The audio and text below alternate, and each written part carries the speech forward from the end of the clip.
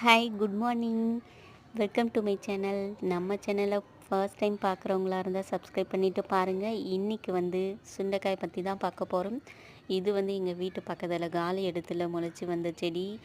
ஜன்னலை திறந்து திறந்து பார்த்துக்கிட்டே இருந்தேன், நான் எப்போ காய் வைக்கும்னு சொல்லிட்டு. கொஞ்சம் பெருசானவொடனே பறிச்சுட்டு வந்துட்டேன்.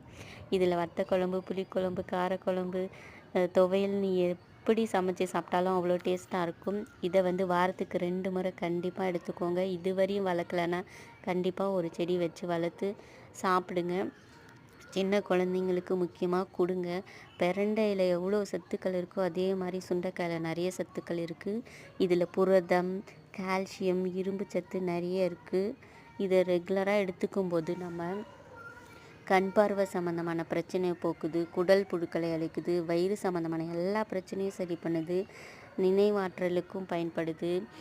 அப்புறம் ரத்தத்தை க்ளீன் பண்ணுது, ஹீமோக்ளோபின் லெவலை இன்க்ரீஸ் பண்ணுறதுக்கு எல்லாத்துக்குமே யூஸ்ஃபுல்லாக இருக்குது.